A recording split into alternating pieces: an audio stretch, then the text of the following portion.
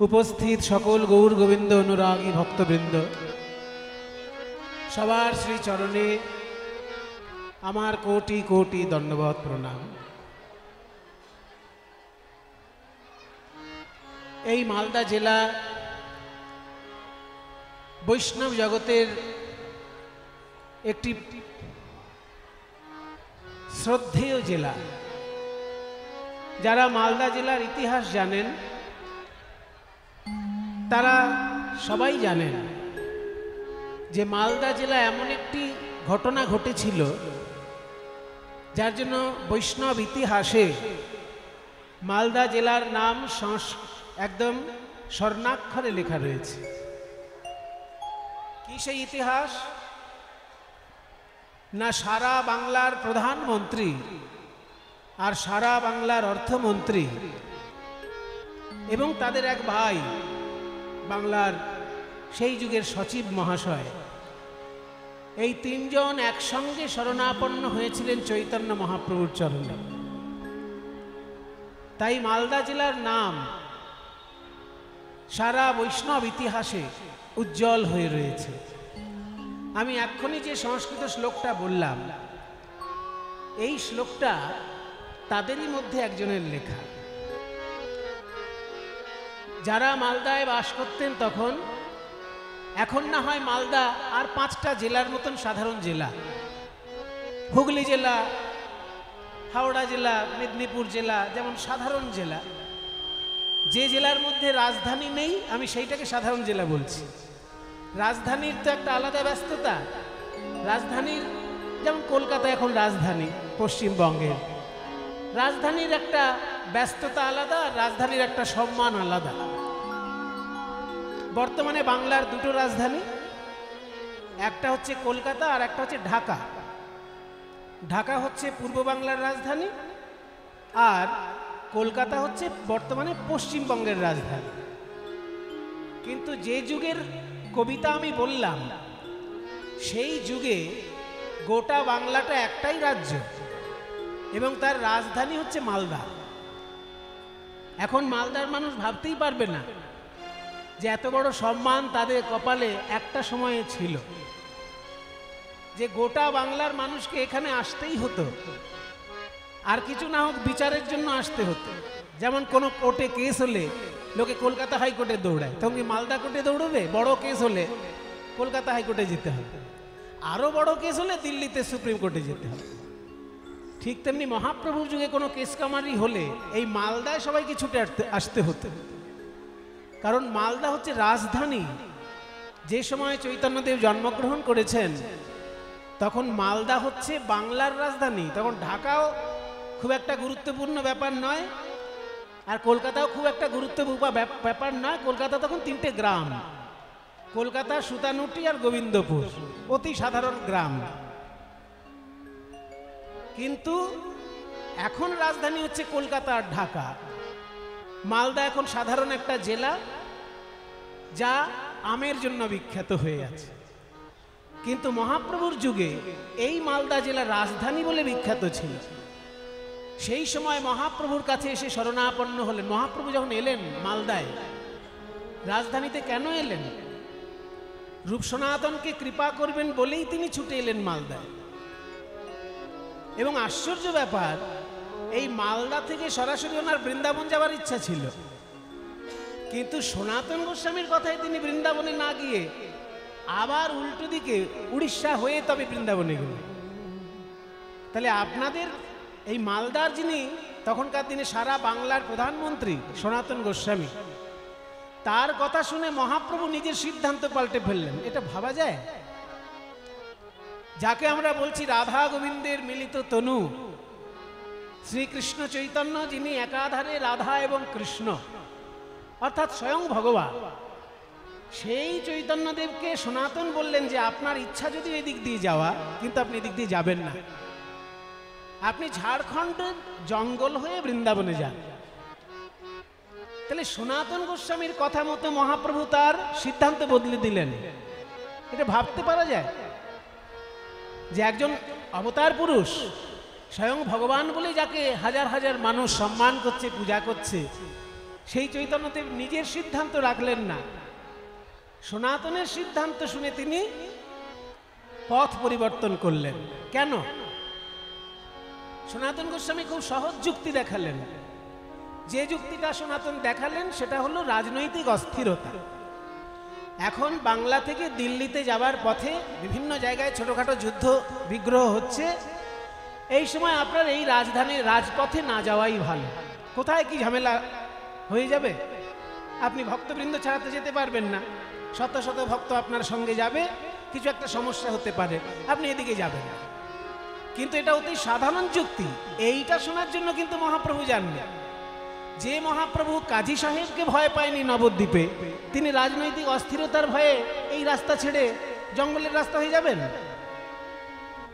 চৈতন্যদেব কি কাউকে ভয় পেয়েছিলেন তার সময়ে? নবদ্বীপের শাসক কাজী সাহেব বললেন হরি সংকীর্তন বন্ধ। তখন মহাপ্রভু দলবল নিয়ে তাকে বোঝালেন যে আপনি ভুল করছেন। ভারতবর্ষের মুনি ঋষির প্রতিষ্ঠিত যে সনাতন ধর্ম, তার উপর আপনার বিধিনিষেধ দেওয়ার কোনো অধিকার নেই। আপনি যে ধর্ম পালন করছেন সেটা যে ছোট তা বলবো না, কিন্তু সেটা ভারতবর্ষের মুনি ঋষির দ্বারা পরিচালিত নয়, সেটা বাইরের মুনি ঋষির পরিচালিত ধর্ম আপনি পালন করেন। আপনি এখানকার শাসক হয়েছেন মানে আপনি আপনার ধর্মও আমাদের উপর চাপিয়ে দেবেন, আপনার ইচ্ছা মতো আমাদের ধর্ম পালন করতে বলবেন, সেটা সম্ভব নয়। এই বুকের পাটা একমাত্র চৈতন্যদেব দেখিয়েছেন বাংলার বুকে, আর কেউ দেখাতে পারে না। শাসক যেখানে বলছে তোমার হরি কীর্তন করা বন্ধ, কাউকে যদি কীর্তন করতে দেখি তার ধর্মান্তরিত করে দেব, এত বড় কথা বলেছিলেন কাজী সাহেব। চৈতন্য চরিতামৃত চৈতন্য ভাগবত আপনারা খুলে পড়ে দেখবেন যে মলয়চাঁদ কাজী বলছে যদি কেউ কীর্তন করে নবদ্বীপের বুকে তার আমি ধর্মান্তরিত করে দেব। তাই ভয়েতে পড়ে সবাই কীর্তন বন্ধ করে যেরা দরজা জানলা বন্ধ করে পড়েছিল। মহাপ্রভু দলবল নিয়ে তাকে গিয়ে বুঝালেন যে আপনি কি বলছেন, আপনার কথায় হরি সংকীর্তন বন্ধ করবে বাংলার মানুষ? আপনি শাসক, আপনি একটা ভালো ধর্ম পালন করছেন, তা বলে আপনি সেটা চাপিয়ে দিতে পারেন না আমাদের উপর? এই চাপিয়ে দিতে পারেন না কথাটা বলার মতো সাহস সেই যুগে কারোর ছিল না। চৈতন্যদেব দেখিয়ে দিয়েছেন আন্দোলন কিভাবে করতে হয়।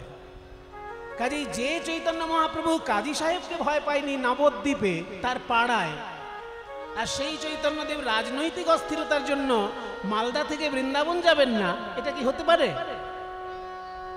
আসল ব্যাপার অন্য জায়গায়।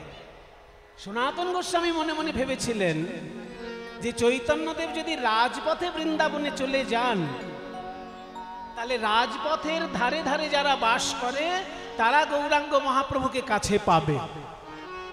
কিন্তু জঙ্গলের ওই জঙ্গলি জানোয়ার আর জঙ্গলে যে পিছিয়ে থাকা জনজাতি, সাঁওতাল আদি অন্যান্য জনজাতি, যারা পিছিয়ে পড়া জনজাতি, তারা তো কোনোদিন চৈতন্যদেবকে কাছে পাবে না। তাই সনাতন গোস্বামী মনে মনে ভাবলেন যে মহাপ্রভু যদি জঙ্গলের পথে যান বৃন্দাবন, তাহলে জঙ্গলের যারা জন্তু জানোয়ার তারাও মহাপ্রভুর চরণ লাভ করবে, এবং জঙ্গলে যারা থাকে, যারা পিছিয়ে পড়া জনজাতি, তারাও মহাপ্রভুর চরণ সান্নিধ্য পাবে। এই জনগণের কল্যাণের কথা চিন্তা করে সনাতন গোস্বামী বলেছিলেন যে আপনি এই পথে না গিয়ে জঙ্গলের পথে। কিন্তু মুখে সেটা বলেননি, সেটা মনে রেখে দিয়েছিলেন।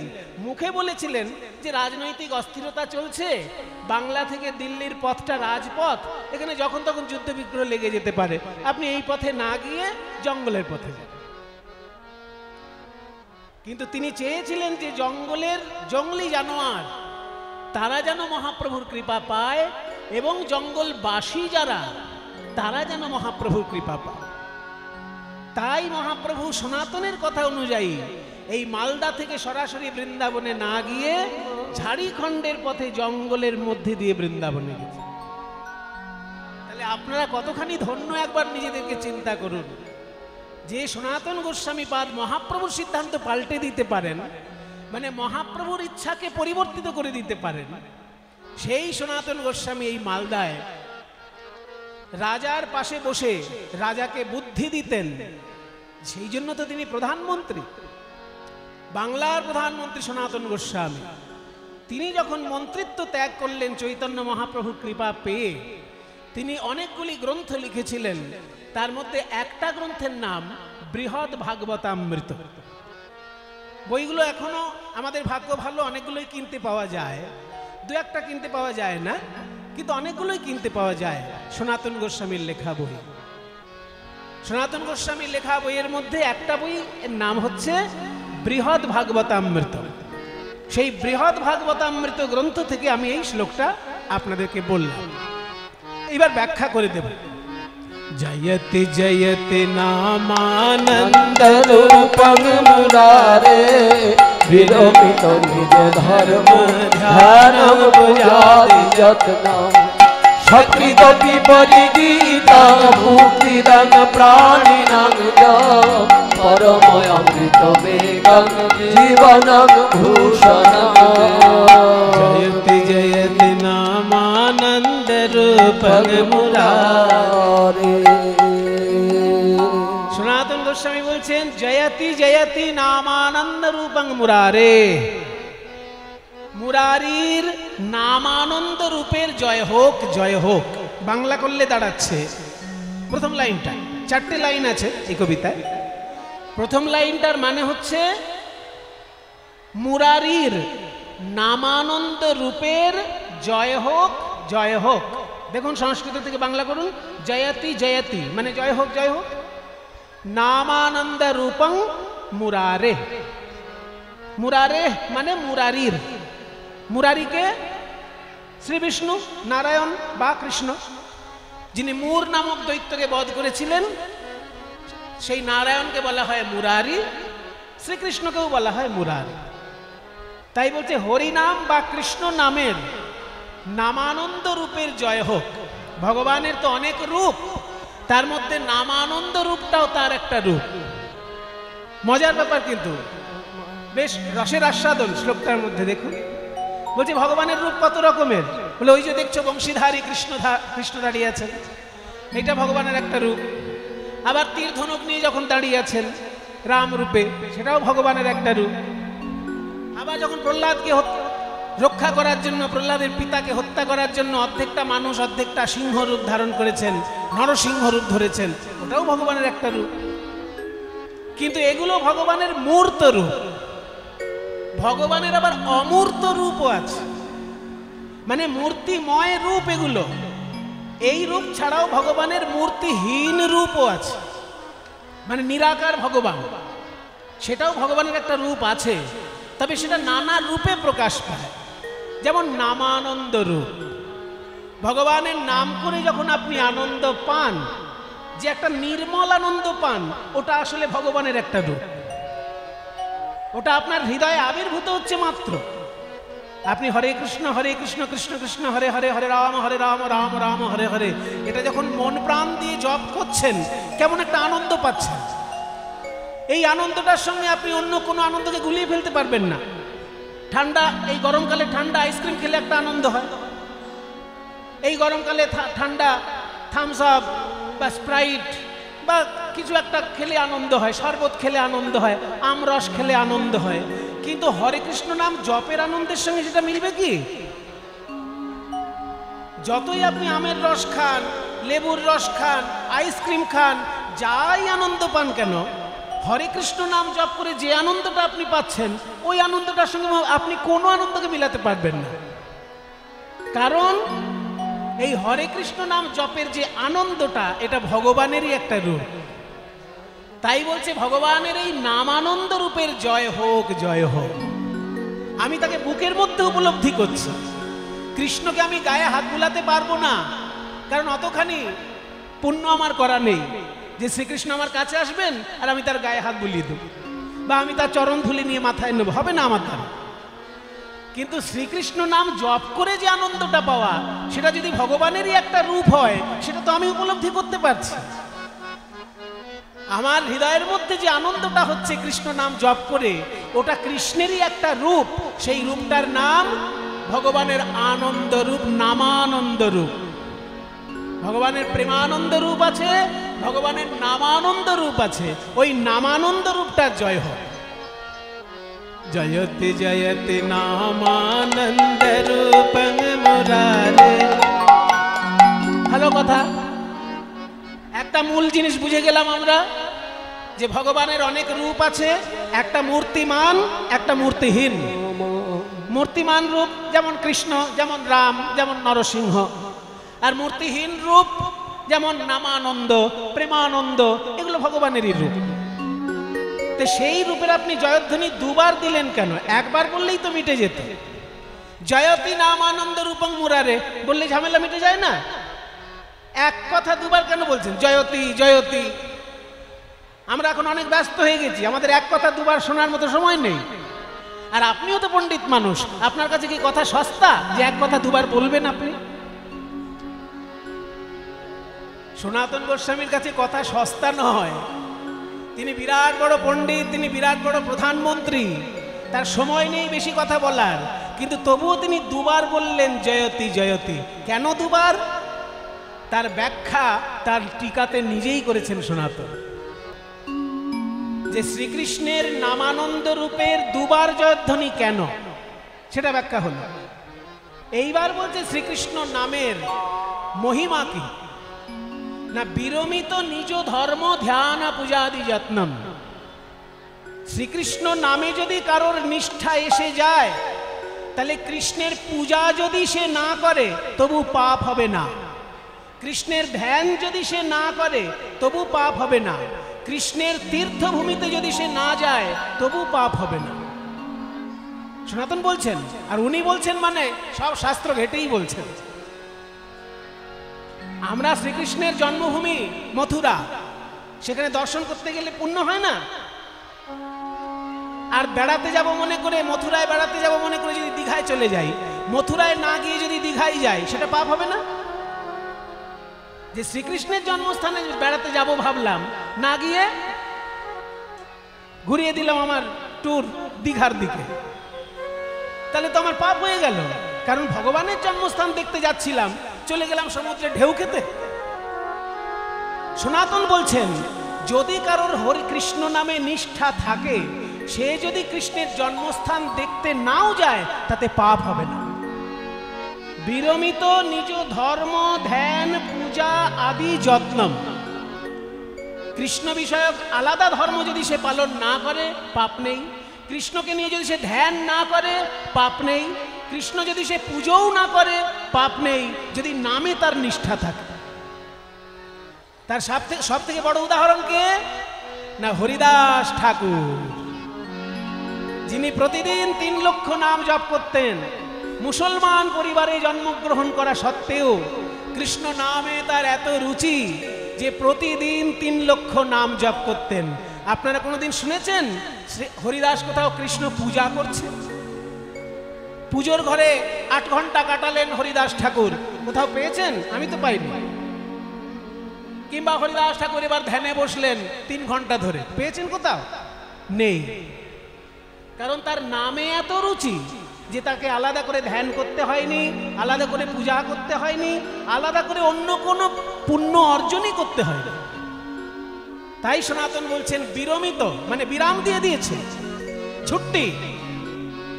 কোথায় না, নিজ ধর্ম ধ্যান পূজা আদি যত্নম। ধর্ম ধ্যান ইত্যাদি পূজা ইত্যাদিতে যে চেষ্টা বা যত্ন, সেটা দরকার নেই যদি কৃষ্ণ নামে তোমার নিষ্ঠা থাকে।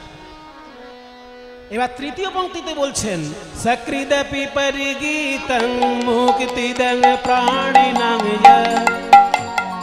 সকৃদপি, সকৃদপি মানে একবারও। আমরা বাংলায় বলি না, একবারও যদি তুমি কীর্তন শোনো তোমার পুণ্য হয়ে যাবে, একবারও। সকৃত মানে একবার, আর সকৃদপি মানে একবারও। তাহলে সকৃদপি মানে একবারও, পরিগীতম ঠিকঠাক করে যদি কেউ গাইতে পারে, তাহলে মুক্তিদাম, মুক্তি লাভ হয়ে যায়। প্রাণিনাম যৎ, যে গাইবে তার মুক্তি হবে, এমনকি যারা শুনবে তাদেরও মুক্তি হয়ে যেতে পারে যদি ঠিকঠাক করে কেউ গায়। তাই বলছে সকৃদপি একবারও, পরিগীতম ঠিক করে গাইতে পারলে, মুক্তিদাং মুক্তি দান করবে, প্রাণিনাং প্রত্যেকটি প্রাণীকে, যৎ যে কৃষ্ণ নাম। যে কৃষ্ণ নামানন্দ, সেটা আমার কাছে কি, অন্য লোকের কাছে সেটা একটা শব্দ মাত্র, আর আমার কাছে সেটা কি পরমম অমৃতম একম জীবনং ভূষণং মে। পরমম অমৃতমেকং জীবনং ভূষণং মে। জয়তি জয়তি নামানন্দ রূপং মুরারে বিরমিত নিজ ধর্ম পরমম অমৃতম। আদি যত্ন। যারা সাধারণ মানুষ তারা মনে করে যে কৃষ্ণ নাম একটা সাধারণ শব্দ মাত্র, যেমন সুমন একটা সাধারণ শব্দ, তেমনি কৃষ্ণ একটা সাধারণ শব্দ। কৃষ্ণ মানে তো কালো, কৃষ্ণ মানে কি কালো। কৃষ্ণ গাভী বা কৃষ্ণ কাক, এটা বললে আমরা কি বুঝি, কালো কাক বা কালো গরু। তাহলে কৃষ্ণ শব্দের অর্থ কালো, তাই সাধারণ লোকের কাছে কৃষ্ণ একটা শব্দ মাত্র যার অর্থ হচ্ছে কালো। কিন্তু সনাতন গোস্বামী বলছেন তোমাদের কাছে হতে পারে কৃষ্ণ একটা সাধারণ শব্দ, কিন্তু আমার কাছে সেটা কি পরমম অমৃতম। আমার কাছে সেটা পরম অমৃত। পরম অমৃত বলল, শুধু অমৃত বলল না। শুধু অমৃত যেটা সেটা দেবতারা খায়, তার থেকে উঁচু মানের যদি কোনো অমৃত থাকে সেটা আমার কাছে কৃষ্ণ না। সনাতন বলছে দেবতারা যে অমৃত খায়, সেই অমৃত খেলে তারা স্বর্গে বেঁচে থাকে, তাদের পুণ্য ক্ষয় হয়ে গেলে আবার মর্ত্যধামে জন্মগ্রহণ করে। কিন্তু কৃষ্ণ নাম এমন একটা অমৃত আমার কাছে যে স্বর্গের অমৃতের থেকেও সেটা আমার কাছে অতি মূল্যবান বস্তু। তাই সনাতন বলছেন পরমম অমৃতম একম। একম মানে একমাত্র সেই অমৃত। জীবনং ভূষণং মে, আমার কাছে সেটা জীবন এবং আমার কাছে সেটা ভূষণ। জীবন আর ভূষণ এক জিনিস নয়। জীবন হচ্ছে অক্সিজেন আর ভূষণ হচ্ছে সোনার আংটি। সোনার আংটি পরলে ভালো দেখায়, কিন্তু না পরলে কেউ মরে যায় না। কিন্তু অক্সিজেন যদি না নেয় কেউ, তাহলে কি হবে, মরে যাবে না। আপনার যদি মনে হয় আজকে আমি সোনার আংটিটা পরবো না, খুলে দিলাম, খুব লাগছে পরলাম না, কিন্তু আপনি বলতে পারবেন আজকে আমার অক্সিজেন নিতে ইচ্ছে করছে না, আমি একটু বিশ্রাম নেব, আজকে অক্সিজেন নেব না, এটা হবে? কাজেই সোনার আংটি আপনাকে সুন্দর করছে, সেটা অলংকার, কিন্তু সেটা না পড়লেও আপনি বেঁচে থাকবেন। আর অক্সিজেন হচ্ছে আপনার জীবন, না নিলে আপনি বাঁচবেনই না। সনাতন গোস্বামী বলছেন ওই কৃষ্ণ নামই আমার কাছে সোনার আংটিও বটে, আবার অক্সিজেনও বটে। পরমম অমৃতম একম জীবনং ভূষণং। তাই সবাই মিলে একবার সনাতন গোস্বামীর নামে জয়ধ্বনি করুন। বলুন গোস্বামী শ্রী সনাতন গোস্বামী কি জয়। ভক্ত প্রবর শ্রী সনাতন গোস্বামী কি ছয় গোস্বামী কি জয়। আপন আপন গুরু মহারাজ কি জয়। তাহলে আজকে আমরা যে মালদা জেলায় কীর্তনের আস্বাদনের সৌভাগ্য পেয়েছি, সেই মালদা বৈষ্ণব ইতিহাসে যার জন্য বিখ্যাত, সেটা হচ্ছে সনাতন এবং রূপ গোস্বামী। সনাতন গোস্বামীর একটি কবিতা আজকে আমরা মানে শুনলাম, যার অর্থ হলো ভগবান যখন মূর্তিমান, তিনি তো সুন্দর বটেনি, কিন্তু তিনি যখন মূর্তিহীন তখনও তিনি সুন্দর, যদি তিনি নাম রূপে অবস্থান করেন। তার সেই নাম রূপ হচ্ছে আমার কাছে জীবন স্বরূপ, আমার কাছে ভূষণ স্বরূপ। আর ওই নামে যদি কারোর নিষ্ঠা হয়, সে অন্য ধর্ম পালন না করলেও চলবে। তাই চৈতন্য মহাপ্রভু আজকে ভাবছেন যে হরি সংকীর্তনে আমি গঙ্গার এপার ওপার দুই পার ভাসিয়ে দেব। গৌরীদাস, একটা বিরাট বড় নৌকা নিয়ে এসো, নৌকার উপরে আমি কীর্তনের দল নিয়ে উঠবো, আর এত সুন্দর কীর্তন তোমরা গাইবে যে শুনলেই যেন মানুষের পাপ দূর হয়ে যায়।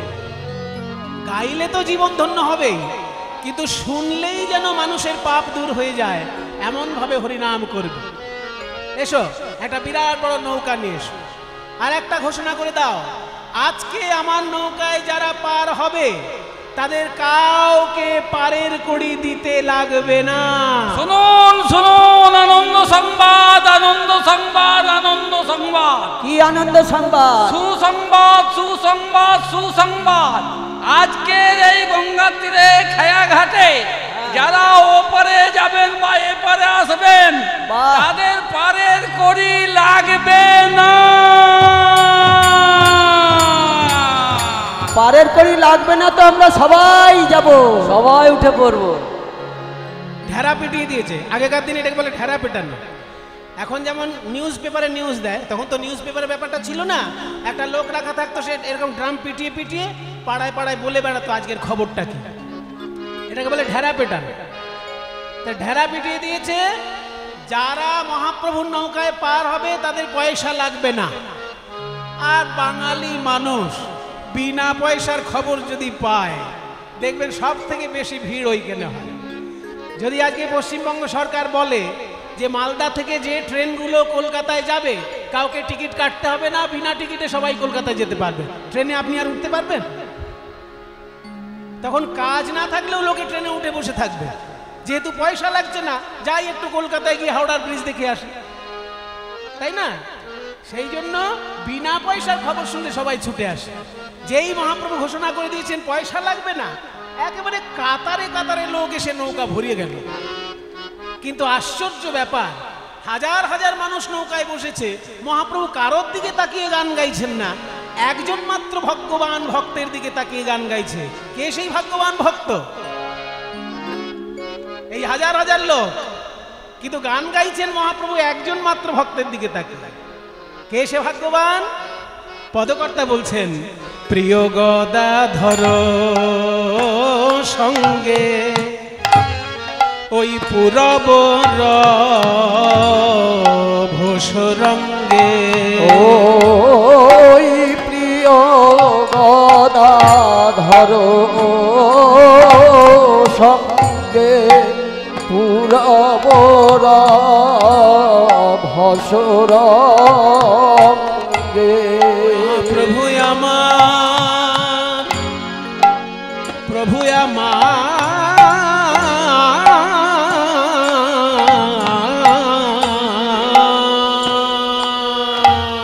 ওই প্রিয় গদাধর সঙ্গে পুরবর ভসরঙ্গে। আজ নৌকায়ে বসিয়া বসিয়া বসিয়া করে গেলি, নৌকায় বসিয়া বসিয়া করে কেলি, খেলে হরি নামের খেলা, হরি নামের খেলা। ভক্ত শোনে শচী দুলালা, খেলে হরি নামের খেলা। ওই ভক্ত শোনে শচী দুলালা, খেলে হরি নামের খেলা। ভক্ত শোনে শচী দুলালা, হরি নামের খেলা। ওই ভক্ত শোনে শচী দুলালা, খেলে হরি নামের খেলা। ভক্ত শোনে শচী দুলালা, খেলে হরি নামের খেলা। ভক্ত শোনে শচী দুলালা। এই হরি নামের খেলাটি কেমন না, হরি বলায় আর বাহু ভক্ত শোনে শচী দুলালা, হরি বলায় আর বাহু তোলা। ভক্ত শোনে শচী দুলালা, হরি বলায় আর বাহু তোলা। ভক্ত শোনে শচী দুলালা, হরি বলায় আর বাহু তোলা। ভক্ত শোনে শচী দুলালা, হরি বলায় আর বাহু তোলা। খেলে হরি নামের খেলা, নৌকায় বসিয়া করে গেলি। আস্তে আস্তে হাজার হাজার মানুষ নৌকায়, বড় নৌকা, ওই টাইটানিকের মতন মনে করুন, ছোটখাটো নয়, টাইটানিক জাহাজের মতন ভাবুন। তাহলে হাজার হাজার মানুষ যদি নৌকায় থাকে আর মহাপ্রভু কারোর দিকে না তাকিয়ে একজনের দিকে তাকিয়ে কীর্তন করেন, বাকি লোকগুলোর ভালো লাগবে? তারা একটু কানাকানি শুরু করে দেবে না? এই এটা কি হচ্ছে রে, আমরা সবাই মহাপ্রভুকে দেখবো বলে এসেছি আর উনি একদিকে তাকিয়ে কি আছে, ওর মুখে মধু আছে নাকি, মুখে মধু, এরকম বলবেন না? কেন একজনের দিকে তাকিয়ে মহাপ্রভু হরিনাম করছেন? ওই একজনটি কে? ওই একজনটি হচ্ছেন গদাধর। গদাধর পূর্বজন্মে স্বয়ং রাধারানী। হ্যাঁ, এ তো আর একটা নতুন কথা শুনলাম। আমরা তো জানতাম রাধা কৃষ্ণের মিলিত তনু গৌরাঙ্গ মহাপ্রভু, তার এক রাধা করতে গেল, বলে রাধা কৃষ্ণের মিলিত তনু চৈতন্য মহাপ্রভু। একদম ঠিক কথা, কিন্তু সেই রাধা কৃষ্ণের মিলিত তনুটি কেমন দেখতে হবে সেইটা দেখার জন্য রাধারই এক অংশ গদাধর রূপে এসেছেন কলিযুগে। তাই বৃন্দাবনে যেমন রাধারানীর দিকে আর চোখে তাকিয়ে কৃষ্ণ নৌকা বেয়েছিলেন, আজকে সেই রাধাই যেহেতু গদাধর আর কৃষ্ণ যেহেতু মহাপ্রভু, তাই আর চোখে গদাধরের দিকে তাকিয়ে মহাপ্রভু হরিনামের নৌকা বাইছে। কিন্তু এমন সময় উঠল ঝোড়ো হাওয়া, ঝোড়ো হাওয়া, কাল বৈশাখী ঝড়, ডুবু ডুবু করে না তার সনে বহায়ে বিষমবার, ডুবু ডুবু করে না বহয়ে বিষমবার। একই শোভারে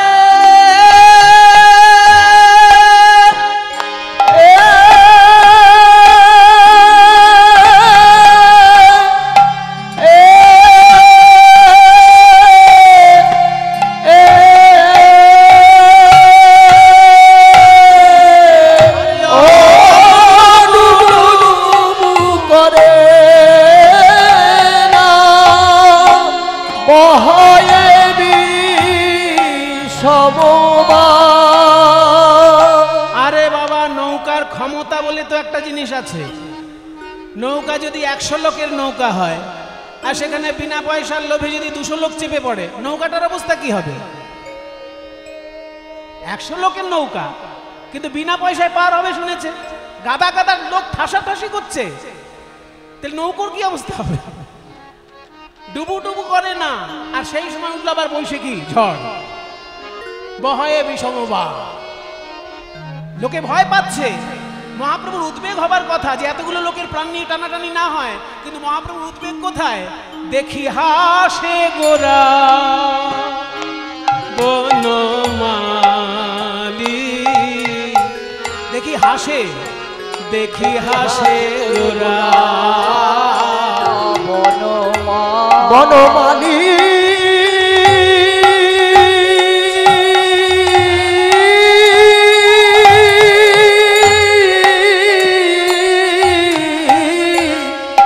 দেখি হাসে গোরা বনমালী, ডুবু ডুবু করে না দেখি হাসে গোরা বনমালী। শোনো বাবা, চৈতন্য মহাপ্রভু হন আর যেই হন সেটা ঠিক, কাজটা কিন্তু ভালো হচ্ছে না। লোকের প্রাণ নিয়ে টানাটানি আর উনি হাসাহাসি করছেন, এটা কি মানাচ্ছে? পণ্ডিত মানুষকে মানাচ্ছে? চৈতন্যদেব অবতার সে তো পরের কথা, আগে তো উনি পণ্ডিত মানুষ, নবদ্বীপের সেরা পণ্ডিত নিমাই। সে যখন দেখছে লোকগুলোর প্রাণ সংশয় তখন হাসতে শুরু করেছে। এটা কি ভালো পণ্ডিতের লক্ষণ? কেন হাসিছে গোরারা, হাসিছে গোরারা, বলি সাধের তরি ডুবে যায়, হাসিছে গোরারা, ওই সাধের তরি ডুবে যায়, গোরার ভাবের গতি বোঝা না যায়, সাধের তরি ডুবে যায়, ভাবের গতি বোঝা না যায়, সাধের তরি ডুবে যায়, গোরার ভাবের গতি বোঝা না যায়। আস্তে আস্তে সবার প্রাণ নিয়ে টানাটানি, নৌকা ডুবু ডুবু, আর মহাপ্রভু তার মধ্যে হাসছেন। এই কথা, এই দৃশ্য দেখে সবাই স্তম্ভিত, কিন্তু মুখের উপর কিছু বলতে পারছে না, মুখের উপর কিছু বলতে পারছে না। কারণ মহাপ্রভুর মুখ দিয়ে কথাটা বলবে কে? ওই যে বলে না, বেড়ালের গলায় ঘন্টাটা বাঁধবে কে? কথা বলার মতো একজন কিন্তু আছেন, যিনি মহাপ্রভুর থেকে শুধু বয়সে বড় তা নয়, মহাপ্রভু তাকে দাদা বলে সম্মান করেছেন। কে সে? পরম দয়াল নিতাই চাঁদ। মহাপ্রভু দাদা হতে পারে, কিন্তু লোকে তাকে পাগলা নিতাই বলে ডাকে। এবার পাগলের তো সব জায়গায় ছাড়পত্র আছে, তাই নিত্যানন্দ ধমক দিলেন নিমাইকে, এই নিমাই, দাদা এ কি হচ্ছে তোমার? কি হচ্ছে দাদা? তুমি বিনা পয়সার লোক দেখি এতগুলো লোককে নৌকায় তুলেছো পার করে দেবে বলে, হঠাৎ ঝোড়ো হাওয়া উঠেছে, নৌকা ডুবু ডুবু, প্রাণ যায় অবস্থা, আর তুমি হি হি করে হাসছো। আমাকে লোকে পাগল বলে, আর তোমাকে লোকে পণ্ডিত বলে। এই পণ্ডিতের ছিরি। গৌর সুন্দর বলে, দাদা গো, আমি যে কেন হাসছি আর কেউ না বুঝুক, তোমার বোঝাই উচিত। দাদা তোমার বোঝাই উচিত। কেন? আমি অত পণ্ডিত লোক নই, অত কথা ঘুরিয়ে পেঁচিয়ে বুঝি না। সোজা করে বলো কেন হাসছো? আমি কেন হাসছি জানো? এই যে বিনা পয়সার লোভে যারা নৌকায় উঠেছে, আজকে নৌকা ডুবে যাবে ভেবে তারা হাত তুলে হরিবোল বলছে, কিন্তু আমি নিজে একদিন এদের বাড়িতে বাড়িতে গিয়েছি, সকলকে করজোড়ে বলেছি, ওরে কলিজীব, দুর্লভ মনুষ্য জন্ম পেয়েছে যখন বদন ভরে একবার হরিবোল, ভরে একবার হরিবোল।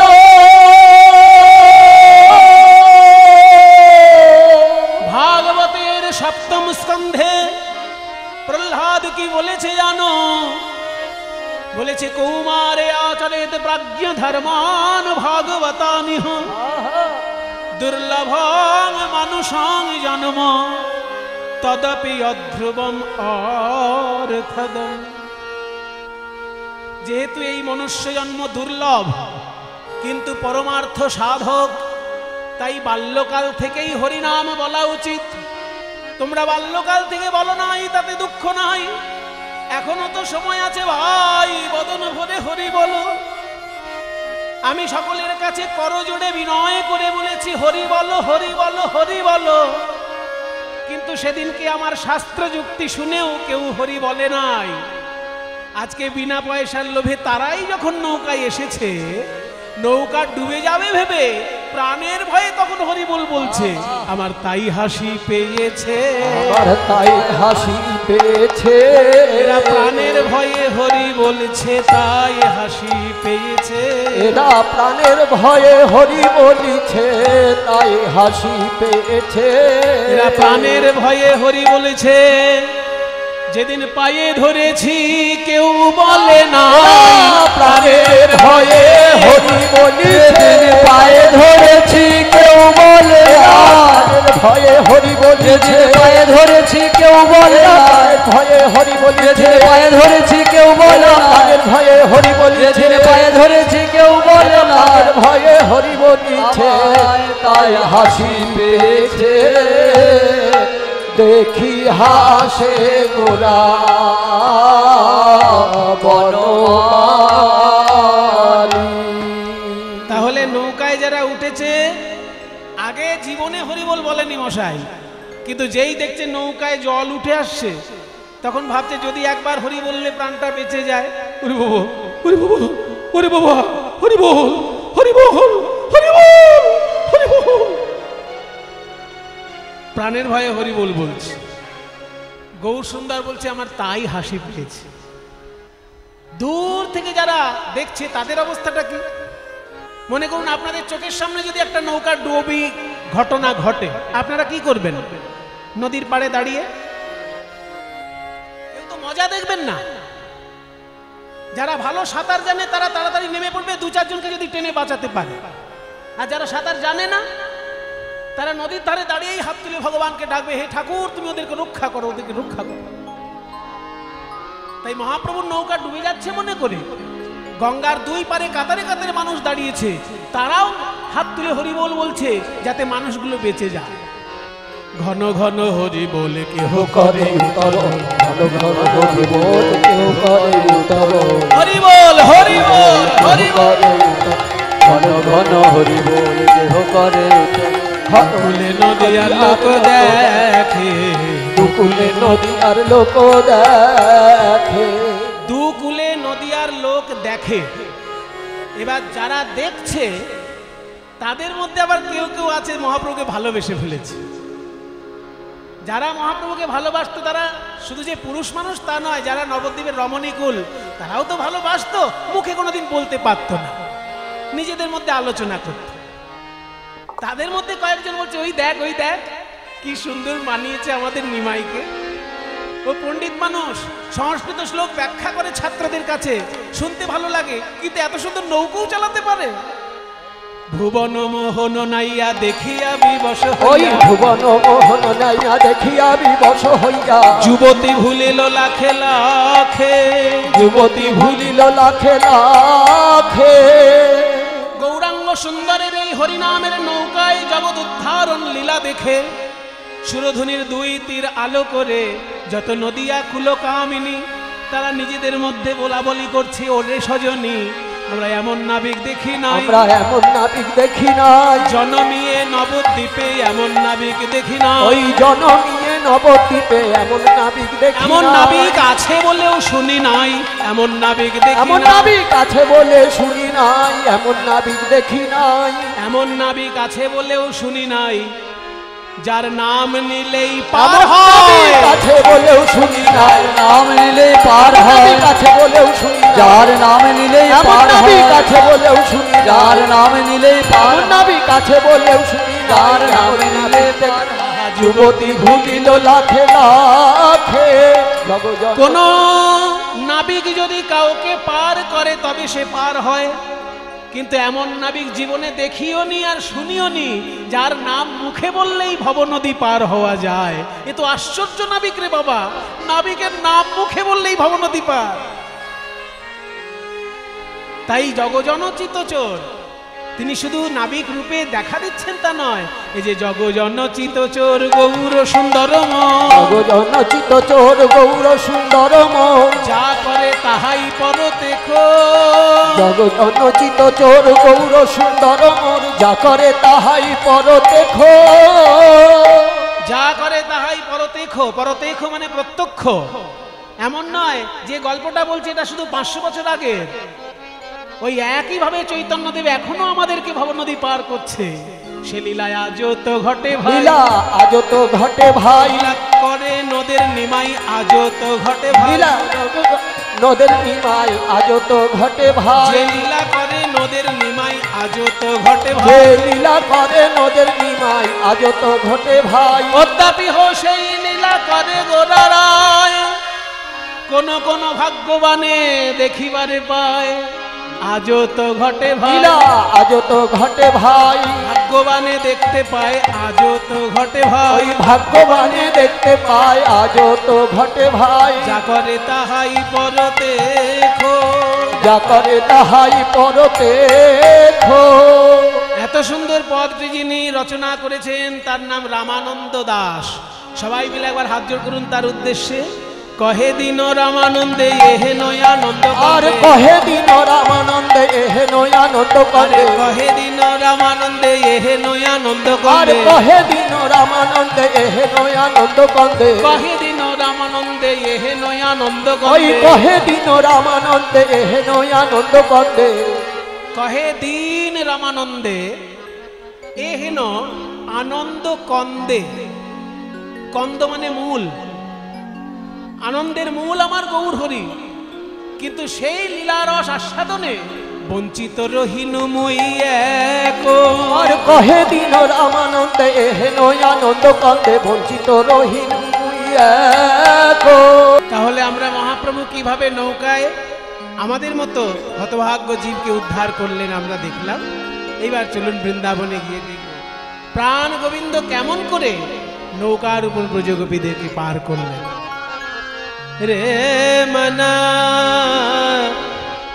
अब तक हम देख रहे थे चैतन्य महाप्रभु की लीला। उठो भैया, इधर आओ। ओ भैया,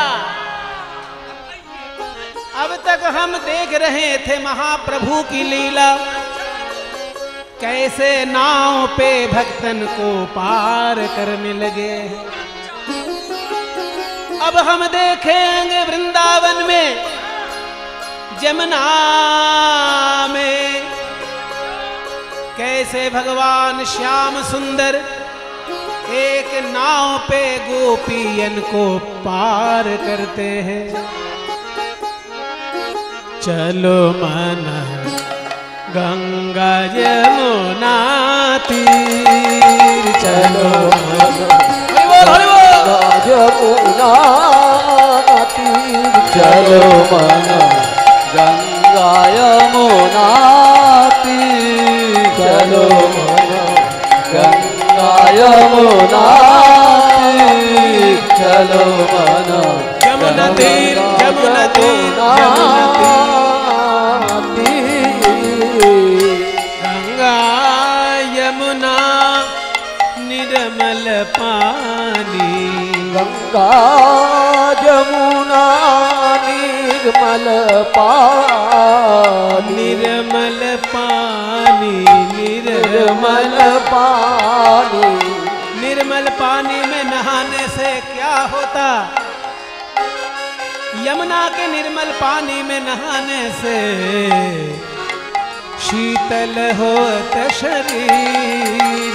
चलो गंगा यमुना तीर, चलो मन गंगा यमुना तीर, चलो मन गंगा यमुना तीर, यमुना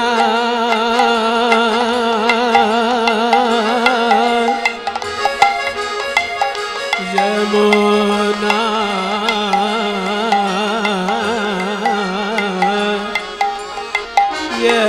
यमुना।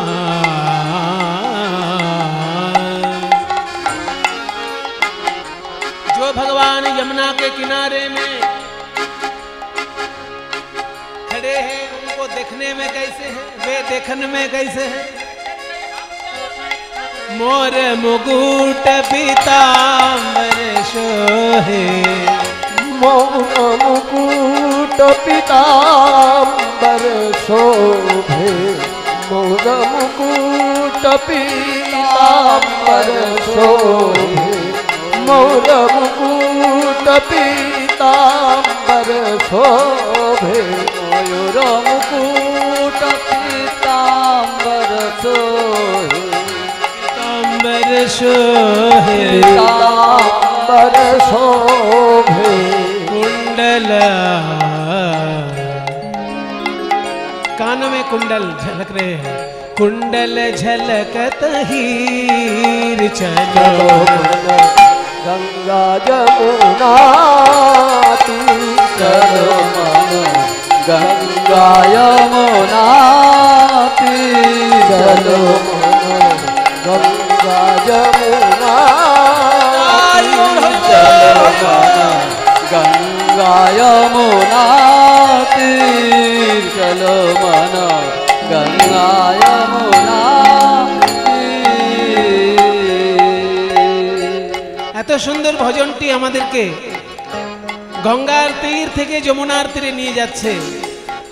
এত সুন্দর মহাজনী ভজন যার রচনা, সেই রাজস্থানের রাজকন্যা মীরাবাই, তাকে একবার সবাই আমরা প্রণাম করি। মেরা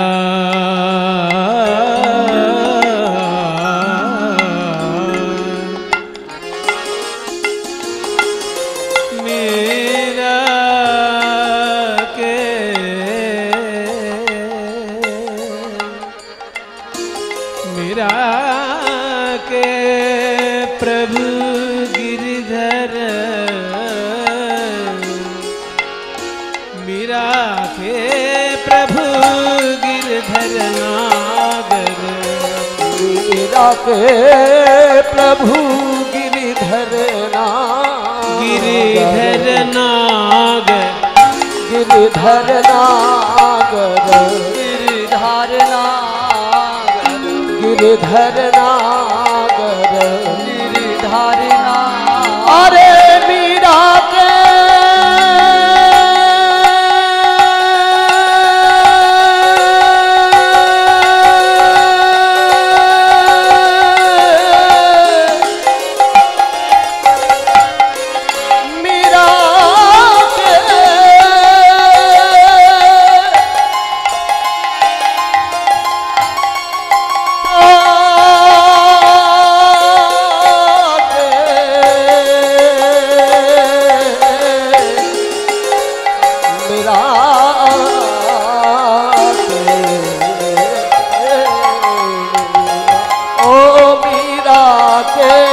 प्रभु गिरधर नागर प्रभु गिरधर नागर चरण कमल उनके चरण कमल चरण कमल चरण कमल पर शीर चरण गंगा यमुना चलो गंगा यमुना अरे गंगा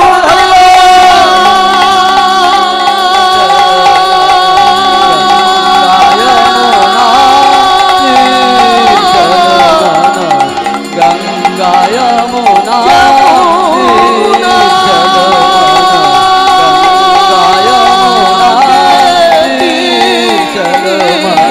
जमुना तीर जमुना तीर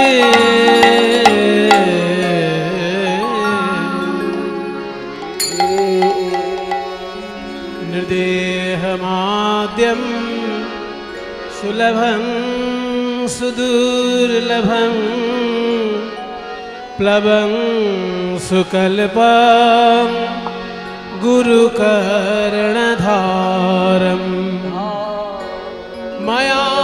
मयानुकूलेन न भास्वतेरितं पुमान् भवाब्धिं न तरेत् स आत्महा নৌকা বিষয়ে একটা সংস্কৃত শ্লোক নৌকার তত্ত্বকথা এর মধ্যে বলা হলো এই শ্লোকটি শ্রীমদ্ ভাগবতের শ্লোক শ্রীমদ্ ভাগবত হলো 18 পুরাণের মধ্যে শ্রেষ্ঠ পুরাণ 18,000 শ্লোক সম্বলিত দ্বাদশ স্কন্ধ শোভিত শ্রীমদ্ ভাগবত সেইখানে এই নৌকার তত্ত্বটি বলা হলো যে পৃথিবীতে কত রকমের নৌকা আছে লোহার নৌকা আছে কাঠের নৌকা আছে প্লাস্টিকেরও নৌকা হতে পারে কিন্তু শ্রেষ্ঠ নৌকা কোনটা নৃদেহম এই নরদেহরূপী নৌকাটাই হচ্ছে আদি নৌকা আদ্যম মানে আদি নৌকা যত নৌকাই থাক নরদেহটা হচ্ছে আসল নৌকা নৃদেহমাদ্যম সুলভং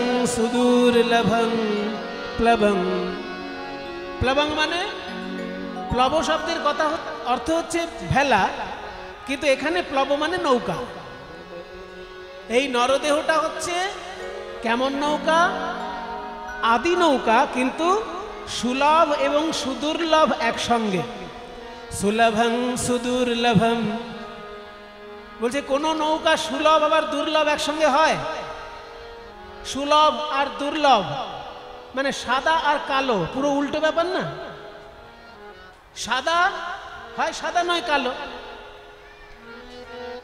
তাহলে হয় সুলভ নয় দুর্লভ হবে ভাগবত বলছে নৌকা দেহ নৌকা এমন নৌকা যে একই সঙ্গে সুলভ আবার দুর্লভ সেটা কি করে হয় সোনার আংটি দুর্লভ সেই জন্য দাম বেশি আর তামার আংটি সহজে বানানো যায় বা লোহার আংটি আরো কম দাম হবে কারণ লোহা বেশি পাওয়া যায় সোনা কম পাওয়া যায় সোনার দাম বেশি লোহার দাম কম একটা সুলভ একটা দুর্লভ সোনা দুর্লভ বলে দাম বেশি আর লোহা সুলভ বলে দাম কম এই যে লোহা দিয়ে কীর্তনের আসলে রেলিং বানানো হয়েছে, এটা সোনা দিয়ে বানানো সম্ভব?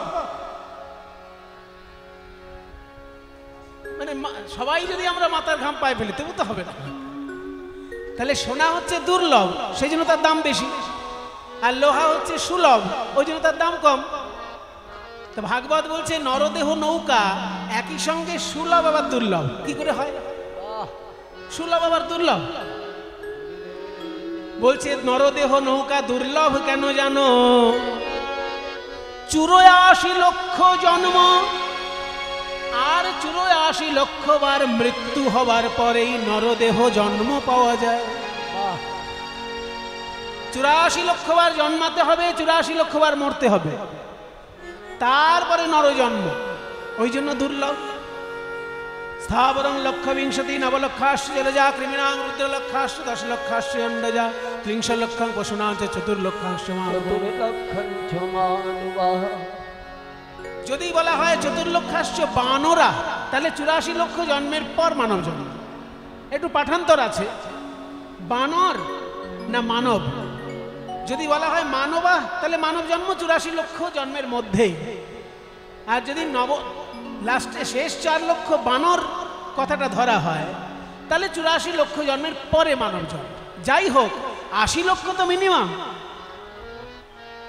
মিনিমাম 80 লক্ষ বার জন্ম হলে তবে মানুষ জন্ম পাওয়া যায়। 20 লক্ষ বার গাছপালা, 9 লক্ষ বার জলে জন্ম, 11 লক্ষ বার পোকামাকড় হিসেবে জন্ম,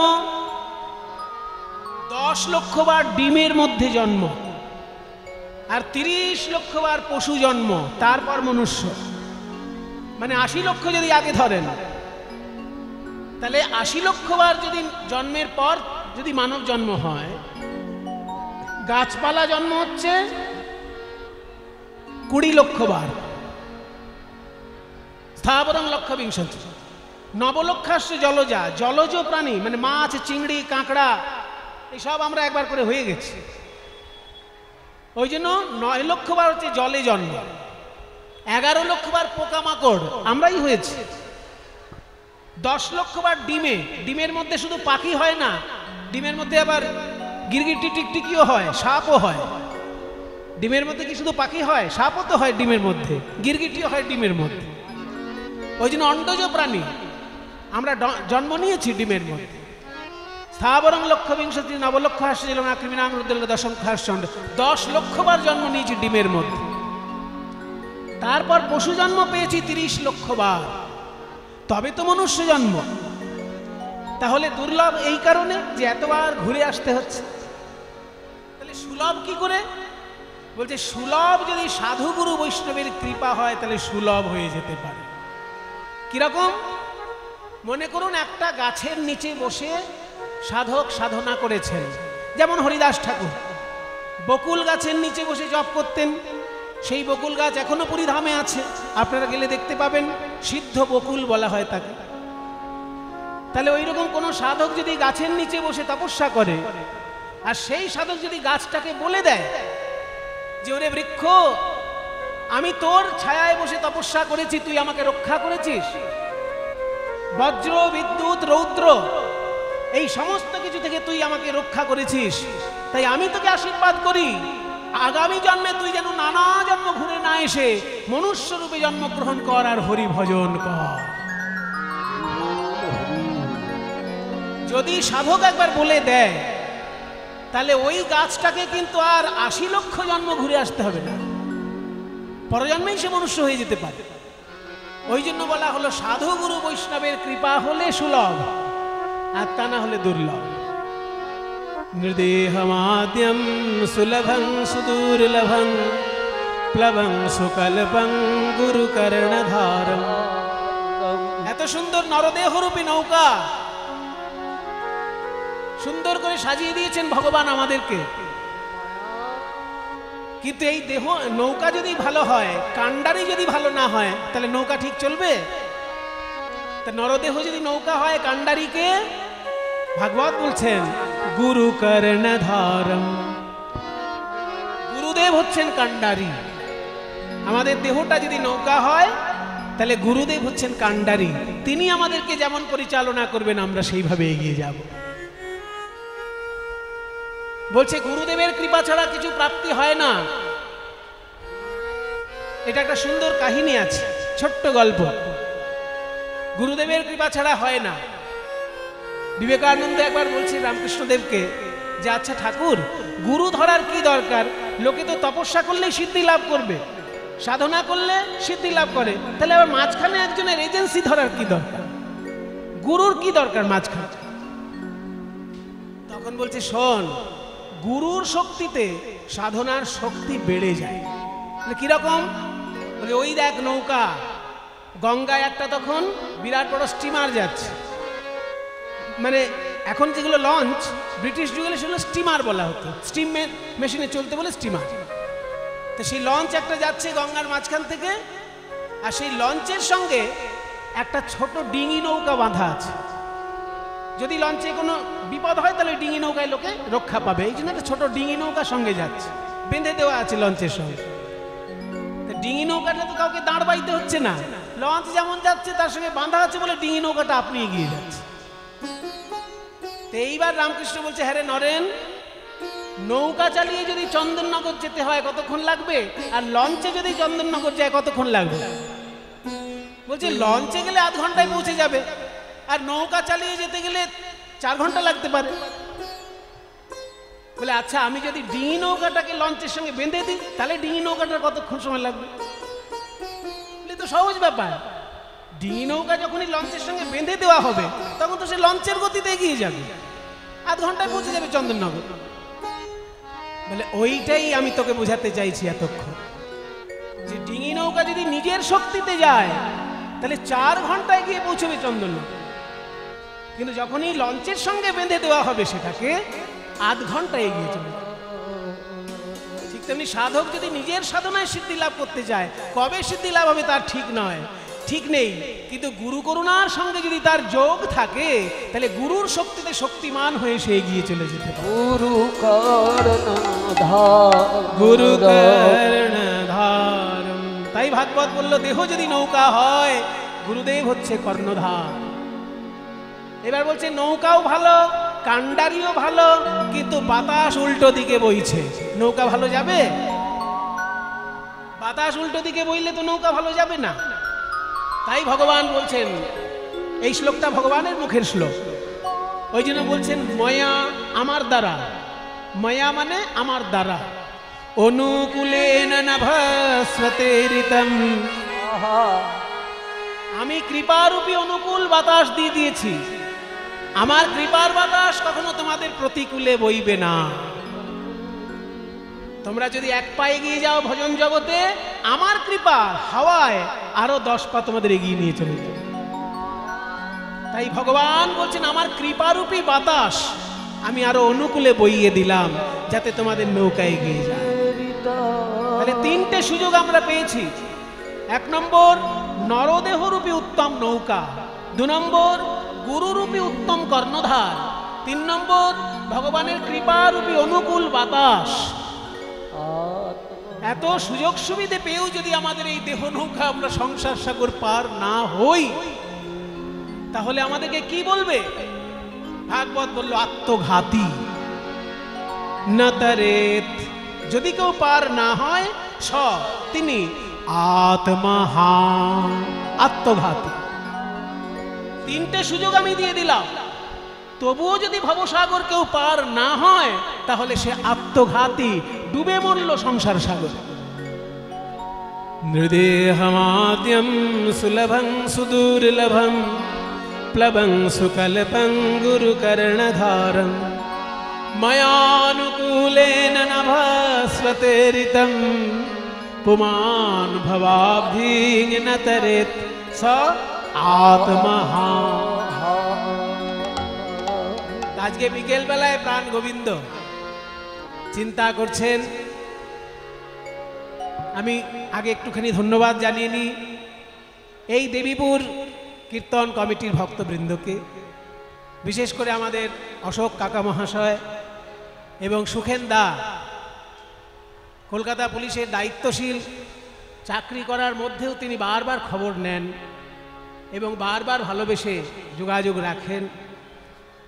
এত দায়িত্বশীল দাদা সুখেনদা, সেই জন্য ভগবানের অশেষ কৃপায় আমরা তাদের ভালোবাসার টানে এবং এই দেবীপুরের কীর্তন কমিটির যে ভক্তবৃন্দ, তাদের যে কীর্তনটার জন্য কত আন্তরিকতা, সেটা এখানে না আসলে কেউ বুঝতে পারবে না।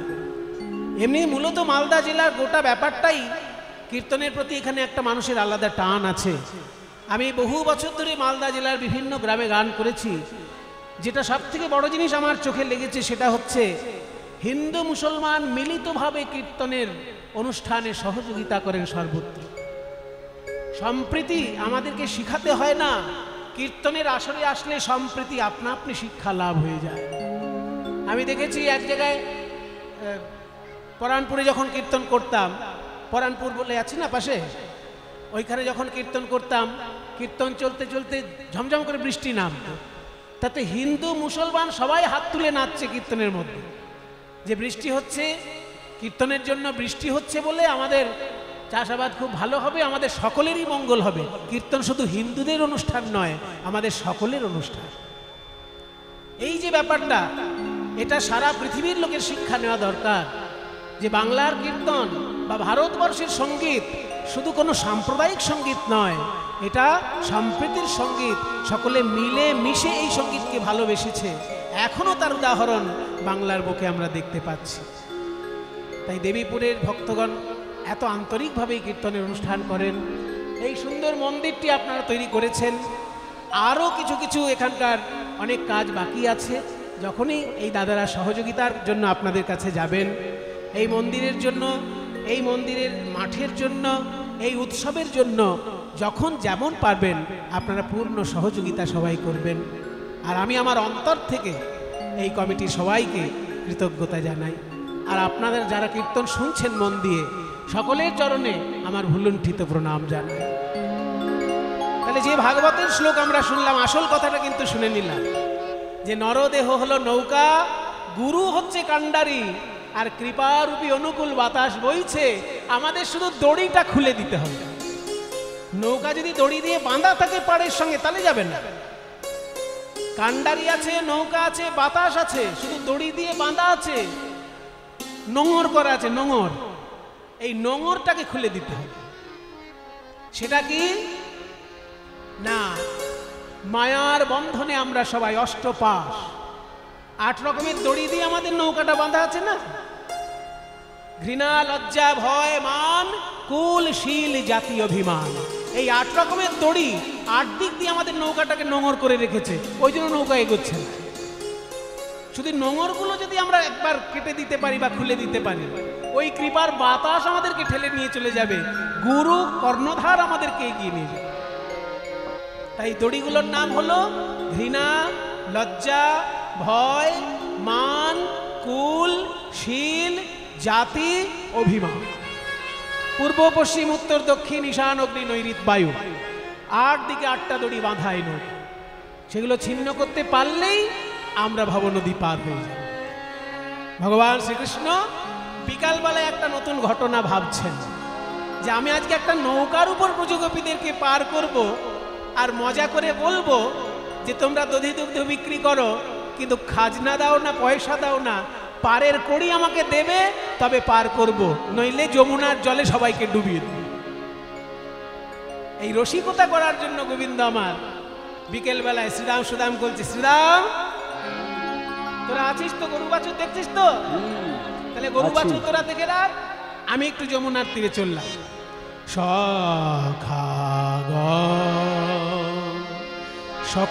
সখাগণ সঙ্গ ছড়ি যদু নন্দন, পদ হচ্ছে সখাগণ সঙ্গ ছড়ি যদু নন্দন চলতহি নাগর রাজ। এবার মায়ূর তিওর তালে সখাগণ সঙ্গ ছড়ে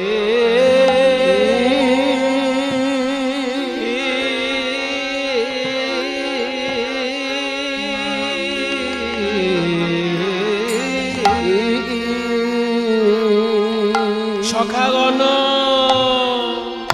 সঙ্গ ছড়ি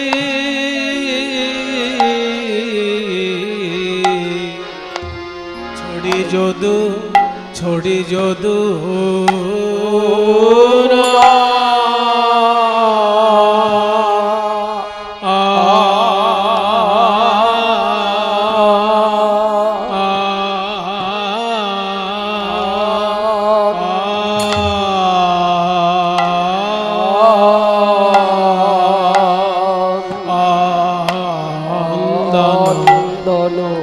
সখাগণ সঙ্গ ছড়ি যদু নন্দন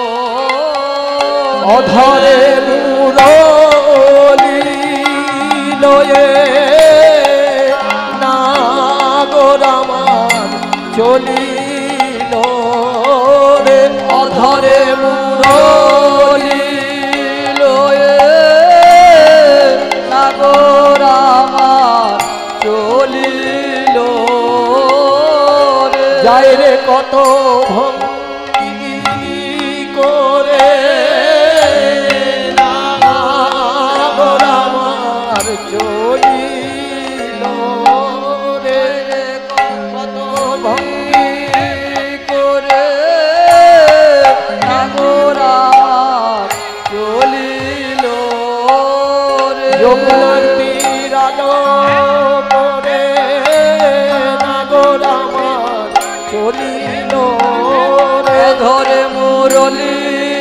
লয়ে নাগর আমার চলিল রে অধরে মুরলি লয়ে নাগর আমার চলিল রে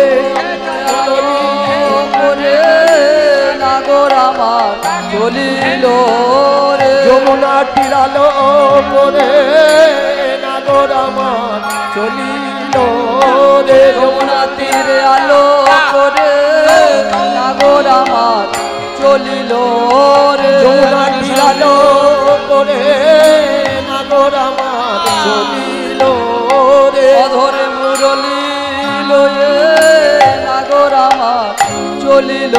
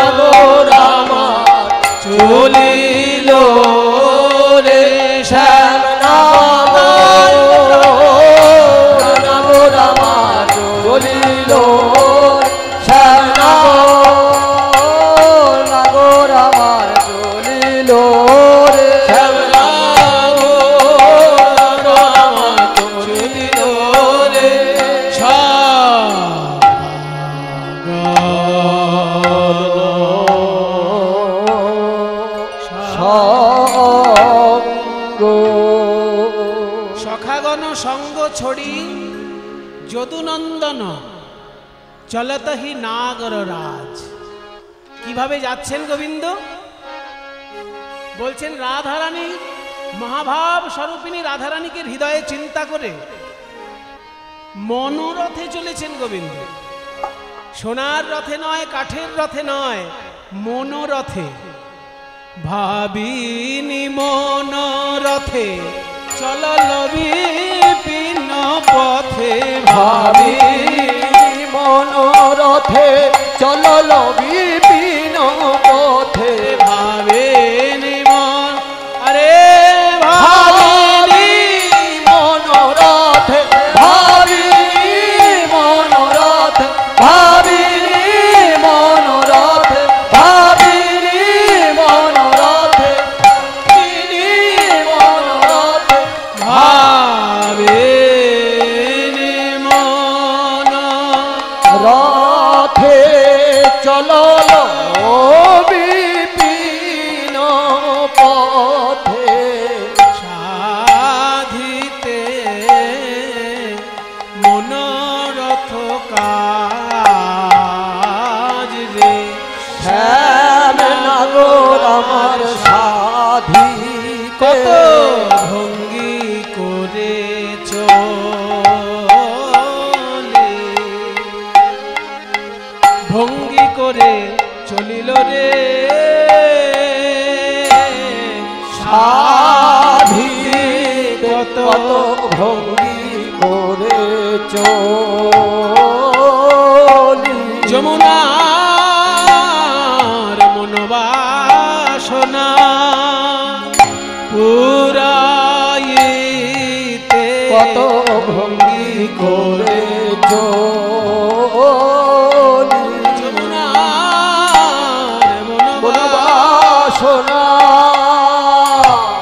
পুরাইতে যাই রে শোভার বলে হরি রে জয় মনোবাসনা পুরাইতে যাবে শোভের বলে হরি রে মনোবাসনা পুরা করে ভঙ্গি করে চলে যাই রে মনোবাসনা পূর্ণ করে ভঙ্গি করে চলে যাই রে মনোবাসনা পুরাইতে কত কত ভঙ্গি করে